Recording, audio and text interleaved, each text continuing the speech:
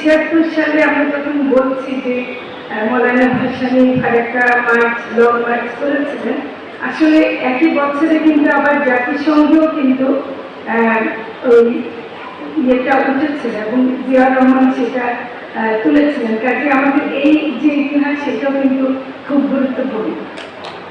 আমি এটা বলতে চাই একটি কারণ, এই বইটা এই ফাঁকে আমি একটু দেখে নিয়েছি, অনেকগুলো তথ্য আমি সেখান থেকে পেলাম এবং আমি আমাদের যে আজকে প্রধান বক্তা ইফতেখারুল আলম মাসুদ, তাকেও ধন্যবাদ জানাচ্ছি, কারণ অনেক অনেক গুরুত্বপূর্ণ তথ্য তার কথায় আছে। সবচেয়ে গুরুত্বপূর্ণ, তিনি ফারাক্কা বাঁধকে ফারাক্কা বাঁধ বলেননি, তিনি বলেছেন মরণ বাঁধ।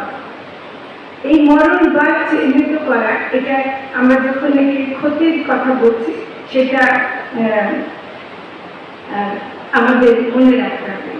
আমি যেহেতু মৎস্য প্রাণী সম্পদ মন্ত্রণালয়ে আছি, আমার কোনো যোগ্যতা নেই আজকের মিটিং এর সভা মানে প্রধান অতিথি হওয়ার, তবুও আমি আসার আগে আমি আমাদের কর্মকর্তাদেরকে বলেছিলাম যে আমাদের ফারাক্কার কারণে কি ক্ষতি হয়েছে মৎস্য মানে সম্পদে, সেটা আমাদেরকে একটু তথ্য দেন। তখন জানা গেল বাংলাদেশ মৎস্য গবেষণা কেন্দ্র যেটা মানিসিং আছে, সেখানে ডক্টর শরীফুল বলে একজন গবেষক ছিলেন, উনি আছেন, উনি এখনো, উনি একটা তথ্য দিচ্ছেন। আমি কিছু তথ্য শেয়ার করতে চাই, কারণ যত তথ্য আপনারা দিচ্ছেন ওখানে কৃষির কথা আছে, মৎস্যটা একটু কমার মধ্যে আছে, গবাদি পশুর কথা বলতে গেলে না। তো কাজে আমার মনে হয় যেগুলো নিয়ে আসা দরকার।